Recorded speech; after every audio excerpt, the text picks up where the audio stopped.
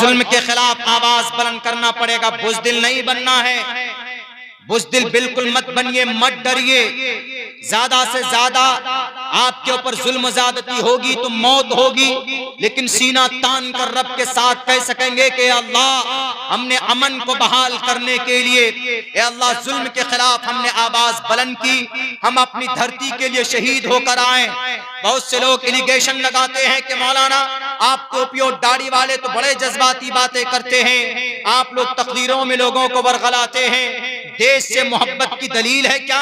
अरे इससे बढ़कर कोई दलील नहीं है।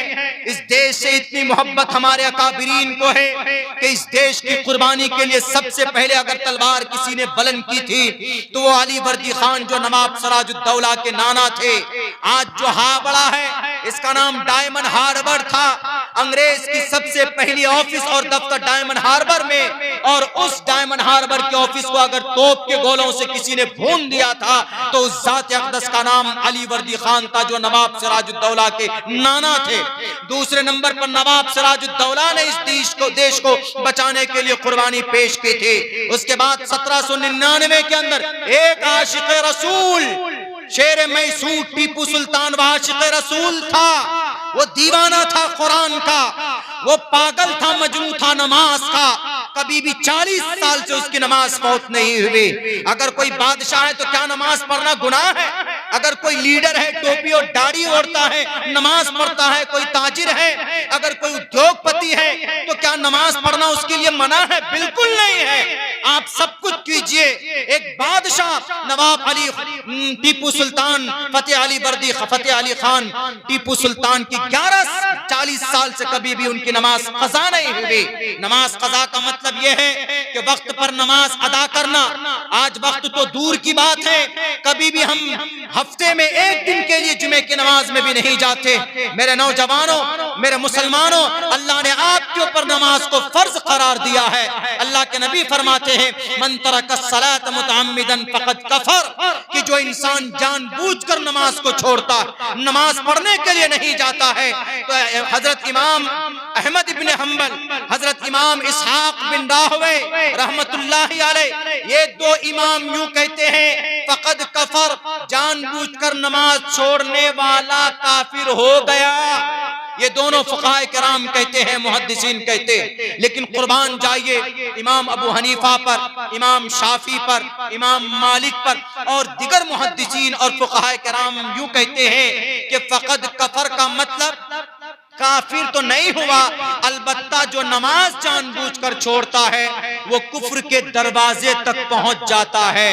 और हम में से कितने नौजवान हैं, कितने मुसलमान हैं जो जानबूझकर नमाज छोड़ते हैं कि नहीं छोड़ते? मेरे ख्याल से शायद 20 या 25% लोग नमाज पढ़ते हो। जवानों, अल्लाह ने आपकी जवानी की इबादत बहुत ज्यादा उसको देखकर खुश होते। बूढ़े उम्र दराज लोगों की इबादत को देखकर इतना खुश नहीं होते जितने हमारे यंग ब्लड की इबादत को देखकर रब्बे जुल जलाल खुश होता है। और आपकी जवानी के बारे में रब स्पेशल सवाल भी करेगा, वन शबाबिही फीमा अबला, जवानी कहां पर पुरानी करके आए, जवानी कहां पर बिता करके आए। किसी लड़की के पीछे हेलो हवायू करने के चक्कर में या शराब के नशे में अपनी जवानी बर्बाद करके आए, तुमने नमाज अदा की कि नहीं अदा की, उस वक्त में क्या जवाब दोगे? मेरे नौजवानों, दो नौजवान, एक का नाम मुआज एंड मुहव्विस, एक की उम्र 13 साल, दूसरे की उम्र 14 साल थे।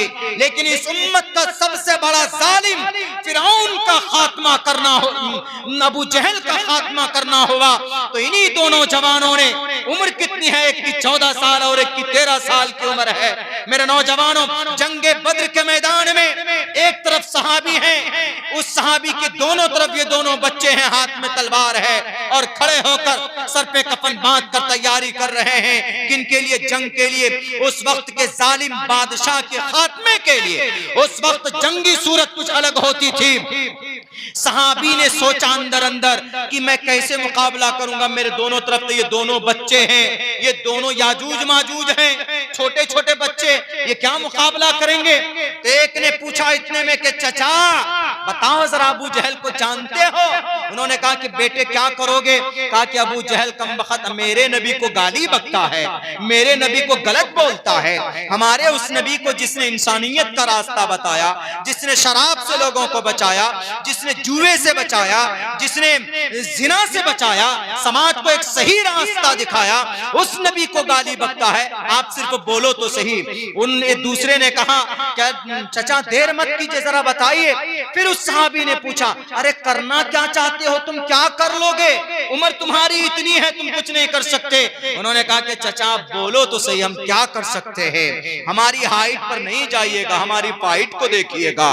तो चचा ने कहा, उस सहाबी ने कहा, वो देखे सामने घोड़े पर वही अबू जहल बैठा हुआ। फौरन बस इतना सुनना था, इंतजार नहीं किया अल्लाह के नबी के आदेश का, बिल्कुल भी नहीं। तलवार उठाया, दौड़ा, अबू जहल की कदम पर मारता। चूंकि हाइट कम थी, दोनों बच्चे थे, 13 और 14 साल की उम्र थी, मारा और वो गिरता है।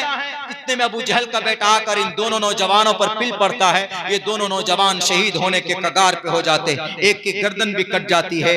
दर्द होता है तो उस गर्दन को नीचे, हाथ को नीचे रखकर उसको भी अलग कर देता है। मेरे नौजवानों, ये थी इस उम्मत के फिरौन का खात्मा करने वाला 13 और 14 साल का दो नौजवान।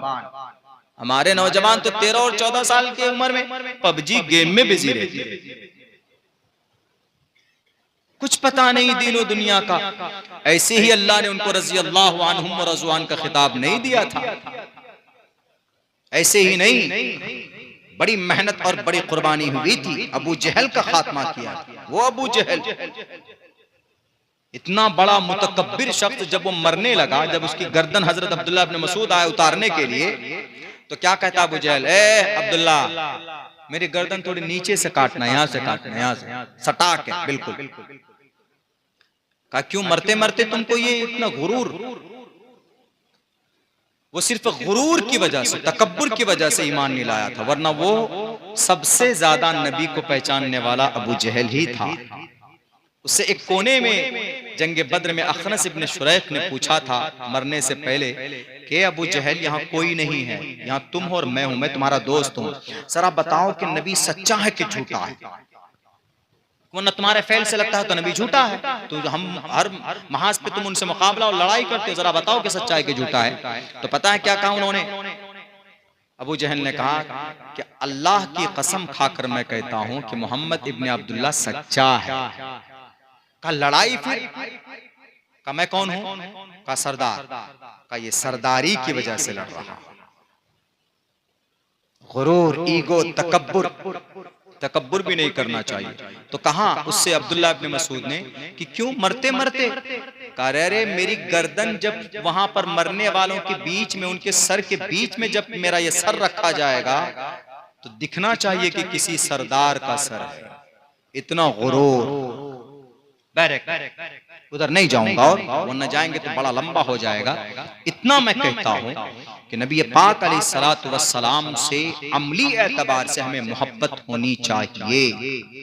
आज के जमाने में एक सुन्नत पर अमल करते हैं तो रब्बे जुल जलाल 100 शहीदों का सवाब अता फरमाता है।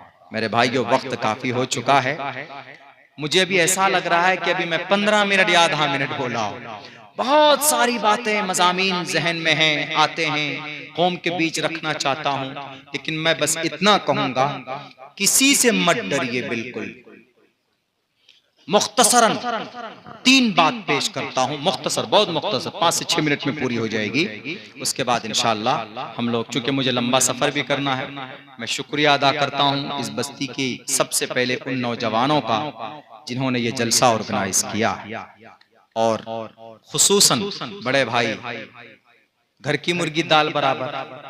आप नहीं जानते असद आजमी साहब को, चले जाइए रांची में पूछिए असद आजमी कौन है, बिहार चले जाइए पूछिए, इन इलाकों में चले जाइए तो आपको पता चल जाएगा कि भाई शमशीर साहब कौन है, असद साहब कौन है। फील्ड के लोग हैं, बड़े अच्छे गौर से कलाम सुनते हैं।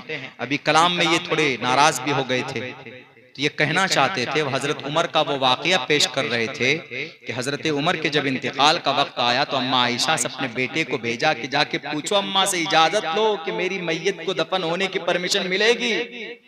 चूंकि अम्मा आयशा ने अपने लिए रखा था, जहां अल्लाह के नबी हजरत अबू बकर लेटे हुए हैं वहां पर, उस वाक़े को बयान कर रहे थे, तो पूछा आप लोगों से, समझ में नहीं आया तो थोड़े कबीदा खातिर हो गए। खैर कोई बात नहीं, आपका घर है, यहाँ हर घर में ऐसे हमारे यहाँ भी होता है, हम भी कोई बहुत बड़े वो नहीं है। अल्हम्दुलिल्लाह आपके इस गांव के अंदर में हर तरह के लोग हैं, सियासी, समाजी, मिल्ली, कौम के रहनुमा, रहबर अल्लाह ने आपके इस गांव के अंदर दिया हुआ है। तो इसीलिए मुझे बड़ी खुशी हुई, मैं from the bottom of our heart, दिल की गहराई से शुक्रगुजार हूं कि मुझे आप लोगों ने मौका दिया। वरना पिछले साल तो यूं कहा गया था कि अरे मौलाना साहब तो डायरेक्ट योगी मोदी को ले लेते हैं लपेट में, अमित शाह जी को ले लेते हैं। अरे भाई वो एक अलग स्टेज होता है, ये दीनी जलसा, दीनी स्टेज पे सियासी बात हम क्यों करेंगे। लेकिन इतना बता दूं कि सियासत दीन का हिस्सा है, लेकिन चूंकि ये खुसूसन इस्लाही प्रोग्राम है तो इस्लाही बात ज्यादा होनी चाहिए। इस सियासत के लिए, सियासत को तो गंदे लोगों ने गंदा बना दिया, वरना सियासत तो खिदमत खल्क का दूसरा नाम है ना। सियासत में आकर कौम का फायदा किया जा सकता है, बहुत बड़ा फायदा किया जा सकता है। आज मिसाल के तौर पर हमारा वक्फ है, वक्फ के ऊपर जो बिल आया आ रहा है, इसको आप कैसे रोकिएगा? आप लाख कोशिश कीजिए, नहीं रोकिएगा। इसके अंदर में वही रोक सकता है कि भाई जो लोकसभा में होगा, राज्यसभा में होगा, सियासत में होगा, वही रोक सकता है। और एक बड़ी प्रॉपर्टी आपकी मस्जिद वक्फ की प्रॉपर्टी में आती है, मदरसे वक्फ के प्रॉपर्टी में आते हैं आपके। लेकिन इनको बचाने के लिए सियासत अगर गंदी चीज होती तो उमर फारूक 22 लाख मुरब्बा मील के पीएम थे, पीएम। अल्लाह के नबी अलैहिस्सलातु वस्सलाम बड़े सियासी रहनुमा थे। सियासत का ये मतलब नहीं कि लोगों के सामने कुछ और बोलो और अंदर कुछ और, इंटरव्यू में नहीं। जब अच्छे लोग नहीं आते तो गलत लोगों का कब्जा होता है।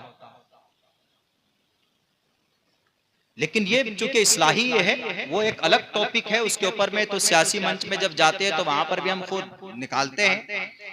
लेकिन ये है कि मैं एक आलिम दीन हूं, अल्हम्दुलिल्लाह अल्लाह के फजल से अल्लाह तबारक व तआला ने एक तालिब इल्म बनाया है।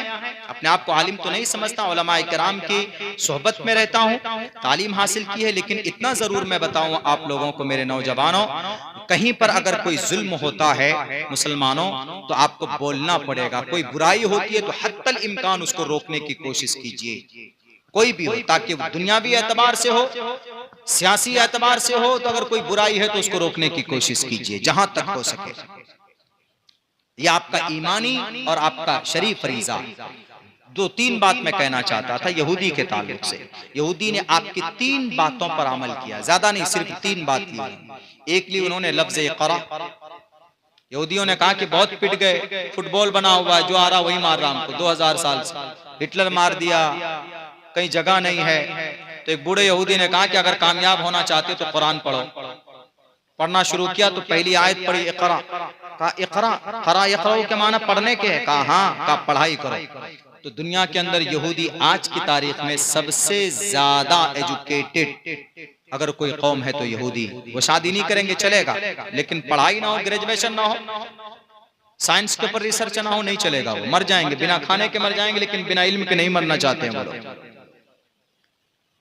आज यहूदी तालीम पर किसको मेहनत करनी चाहिए? अच्छा, यहूदी लोग तो बाद में आए पढ़ने के लिए, ईसाई लोग बाद में आए तालीम के मैदान में। यूरोप में ईसाई लोग बाद में आए, पहले तालीम के मैदान में कौन था? आप थे। तालीम के मैदान में पहले आप थे जनाब, आपका वजूद था। लेकिन तालीमी इदारे हमारे हैं नहीं है। ये जजीरतुल अरब वाले क्या कर रहे हैं? बुर्ज खलीफा बना रहे हैं। कोई मदरसा बनाया, कोई यूनिवर्सिटी बनाई, कोई कोचिंग सेंटर बनाए? नहीं बनाया। हमारे हिंदुस्तान में देख लो, ये जो हमारे जितने भी मदरसे चल रहे हैं, ये सिर्फ उलामा की उनकी मेहनत है। बेचारे चंदा करते हैं तब जाकर मदरसा चलता है। हम कौम के लोग थोड़े पैसे अगर हो जाते हैं तो ज़कात भी नहीं निकालते। मौलाना जाइए, कल आइएगा, परसों आइएगा।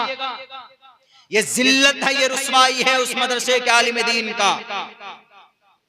क्या हमारी तंजीमें मदरसे नहीं चला सकते? क्या वक्फ की प्रॉपर्टी से हमारा मदरसा नहीं चल सकता?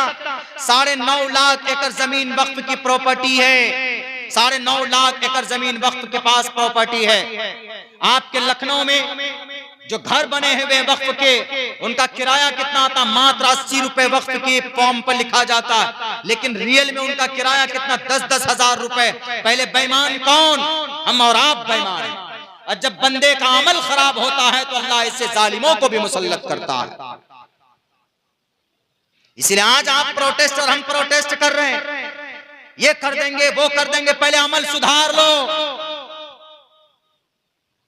सबको बोलता हूं मैं, मुसलमान दानिश्वर हो, आलिम दीन हो कि जाहिल हो, जवान हो कि बूढ़ा हो, सबके बारे में बोल रहा हूं, पूरी दुनिया के मुसलमानों के लिए।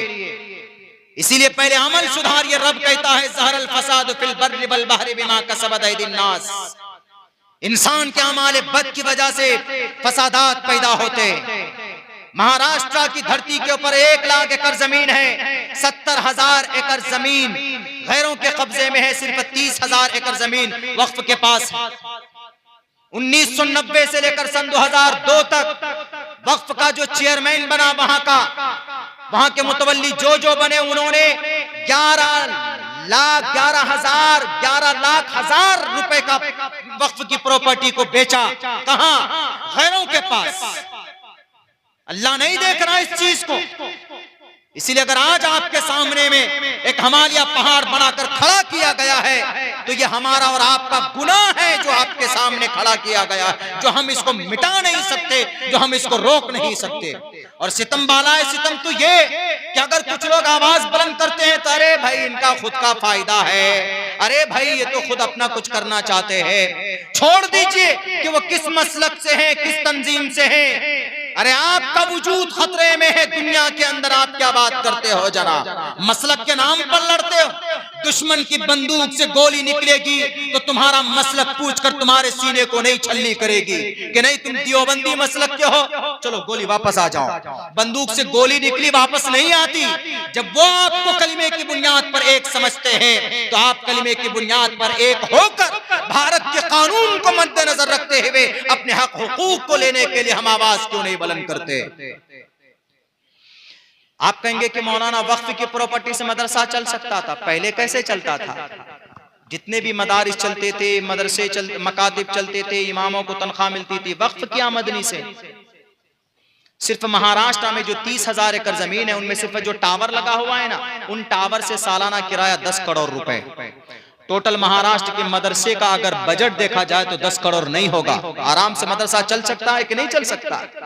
आज हमारे पास एक भी यूनिवर्सिटी है मुसलमानों की, बताइए? एक भी नहीं है। नहीं मिलेगा आपको। क्यों नहीं है भाई? 20 करोड़ मुसलमान है, 25 करोड़ मुसलमान है। हमारे पास तो बड़ी बड़ी तंजीमें हैं ना।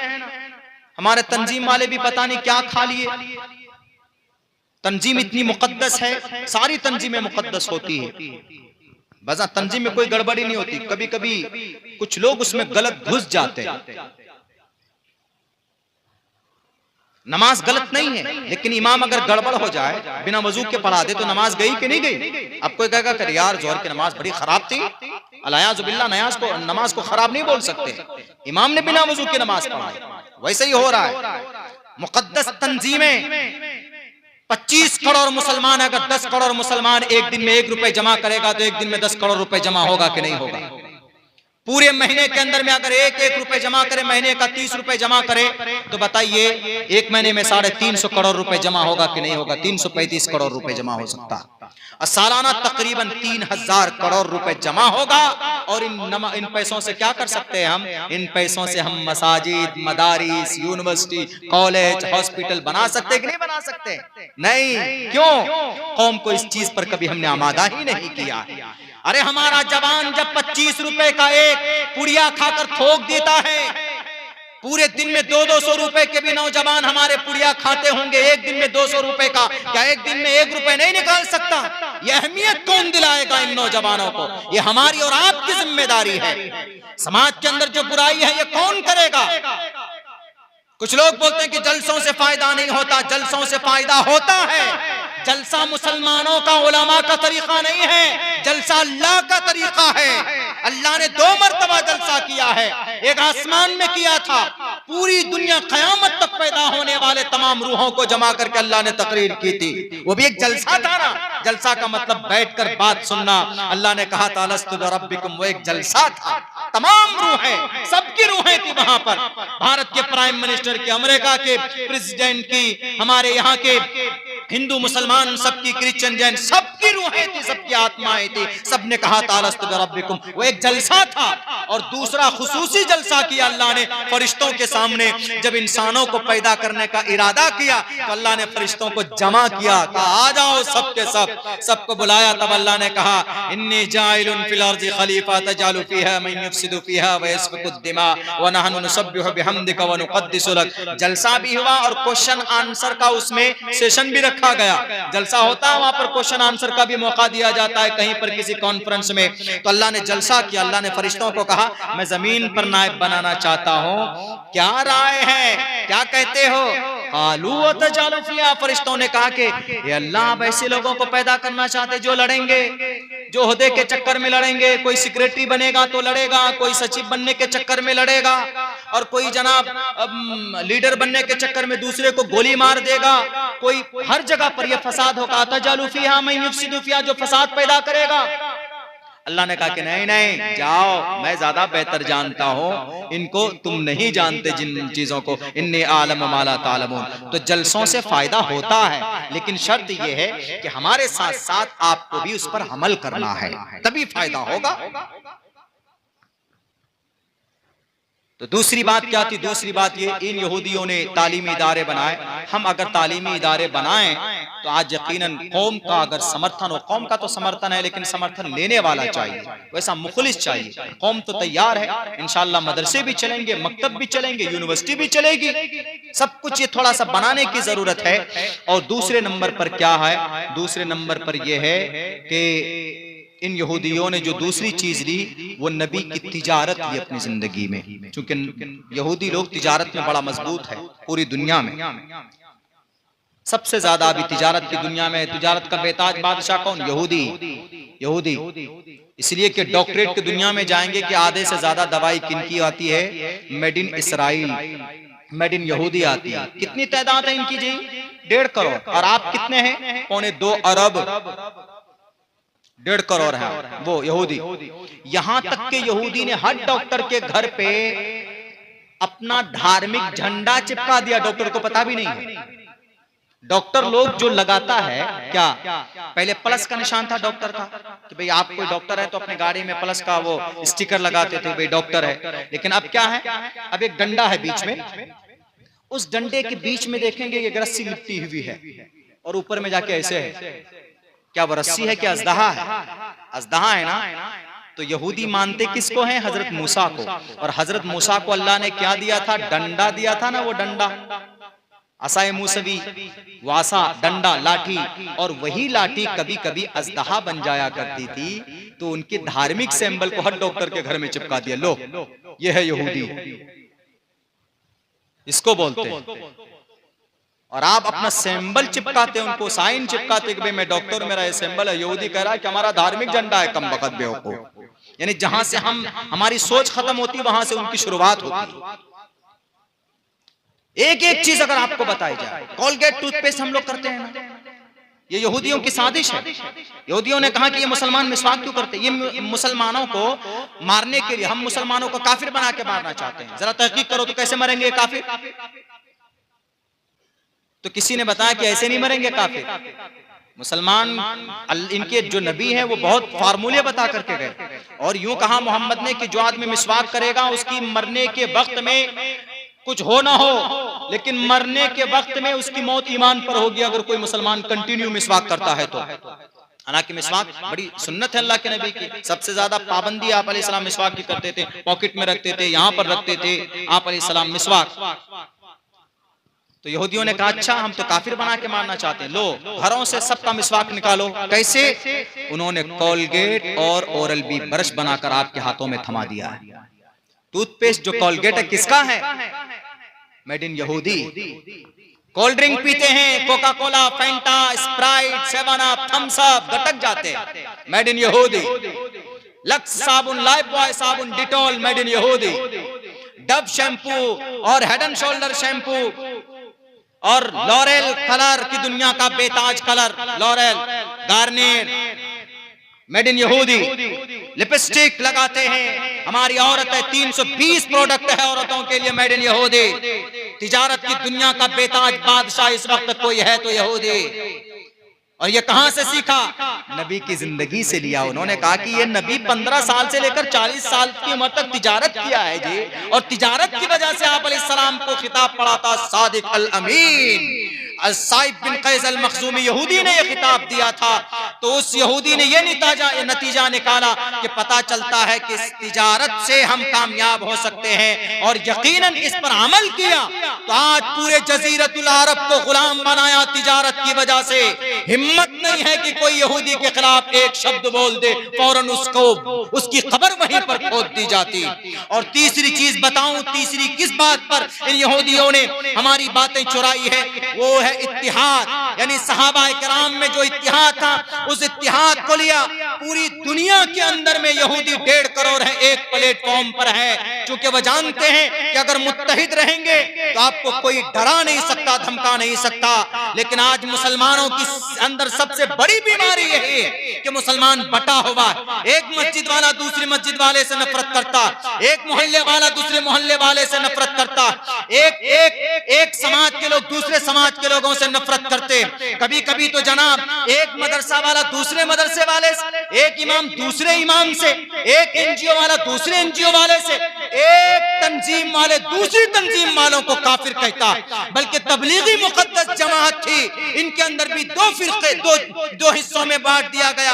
एक हिस्से के आदमी तो दूसरी तंजीम के लोगों के सामान उठाकर मस्जिद से बाहर फेंक देता। जब आप लड़ेंगे तो अल्लाह की मदद आएगी? नहीं आएगी। मेरे भाइयों, यहूदी आज काबिज हो गए, यहूदी आज कामयाब हो गए आपके नबी की सुन्नत पर अमल करके। हालांकि यहूदी जन्नत नहीं जा सकते, वो काबिल फॉलोएबल तो नहीं है, लेकिन सबक हासिल करने के लिए, इतनी बात समझने के लिए बहुत काफी है। वक्त है सुधर जाइए, अच्छा अमल कीजिए। समाज में, गाँव में अगर कुछ बुराई है तो उसको खत्म करने की कोशिश कीजिए। बहुत बहुत शुक्रिया, जज़ाकल्लाह। अस्सलामु अलैकुम व रहमतुल्लाहि व बरकातुहू। बहुत बहुत शुक्रिया भाई।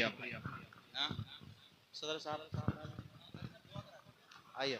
नहीं, आपका हक, मैंने मंत्र संतर पढ़ा है।